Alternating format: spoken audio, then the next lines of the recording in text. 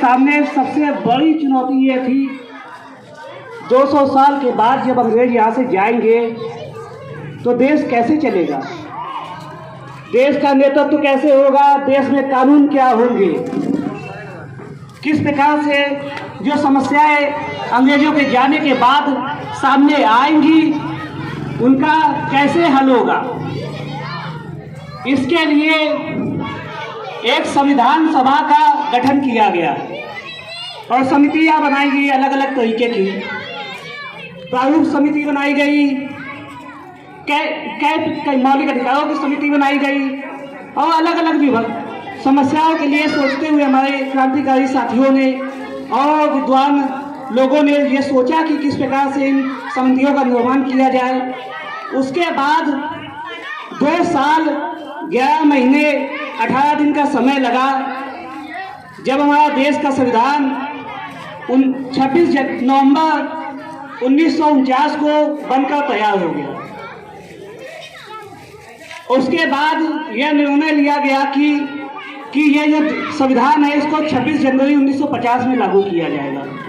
26 जनवरी का दिन इसलिए चुना गया क्योंकि सबसे पहले 26 जनवरी 1911 के लमसम स्वराज की घोषणा की गई थी, तो इसीलिए इन्होंने 26 जनवरी 1950 के दिन को चुना और भीमराव अम्बेडकर जी उनको प्रारूप समिति के अध्यक्ष बनाया गया और मौलिक अधिकारों की समिति के अध्यक्ष वल्लभ भाई पटेल जी को बनाया गया। इसी प्रकार से झंडा समिति के अध्यक्ष जेपी कृपलानी जी को बनाया गया। इस प्रकार से विभिन्न समितियों के अध्यक्षों ने अपना योगदान दिया और हमारे देश के संविधान में, क्योंकि हमारा देश आज बहुत सालों के बाद आज़ाद हुआ, इससे पहले विभिन्न देशों में संविधान बनाया जा चुका था और इस प्रकार से अलग अलग देशों से उनके कानूनों को हमारे देश में लिया गया, समाहित किया गया।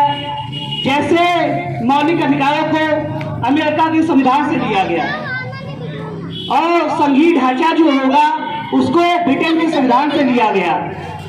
आपातकाल की स्थिति जो है वो जर्मनी के संविधान से ली गई। इस प्रकार से बहुत सी चीजें जैसे समितियां संवर्ती सूची को ऑस्ट्रेलिया के संविधान से लिया गया। इस प्रकार से विभिन्न देशों से विभिन्न अच्छाइयां उनकी ली गई। इसके बाद हमारे ये संविधान बनकर तैयार हुआ। दोस्तों, हमारे देश में कानून की व्यवस्था तो अमेरिका के संविधान से ले लिया गया, लेकिन जो प्रक्रिया वहाँ पे कानून बनाने की है और कानून को लागू करने की है वो प्रक्रिया शायद यहाँ पे नहीं अपनाई गई, क्योंकि अमेरिका में जब कोई मजदूर है, कोई कर्मचारी है, तो उसका जीवन जीने का तरीका देखा जाए और भारत में रहने वाले कर्मचारियों का और बाकी लोगों का जीवन जीने का तरीका देखा जाए तो जमीन आसमान का फर्क है। वहाँ पर एक मिनिमम वेजेस है कि मतलब इतनी तो आपको सैलरी मिलेगी जिसमें आपका जीवन यापन अच्छाइयों से हो सके, लेकिन अपने देश में ऐसी व्यवस्था शायद नहीं रहे। यहाँ पे जो मिनिमम वेज है एक तो वो भी वैसे भी कम नापा गया, बनाया गया, उसके बावजूद वो नहीं दिया जाता है। यदि 10,000 रुपये जैसे मिनिमम वेजेस लिया गया है तो हमें नहीं लगता कि हमारे बगल में जिससे मिल है तो इसमें कितने लोगों को 10,000 रुपये मिनिमम वेजेस दिया जाता होगा। तो ये केवल कानून बना तो दिए गए, वो भी जिस देश से कानून की व्यवस्था ली गई थी उसके अनुरूप नहीं बनाए गए। तो कहीं ना कहीं जो बराबरी होनी चाहिए लोगों में वो असमानता इस वजह से भी है कि जो कानून की व्यवस्था बनाई जाती है और उसको लागू नहीं किया जाता है, कहीं ना कहीं एक इसके पीछे ये भी हाथ है।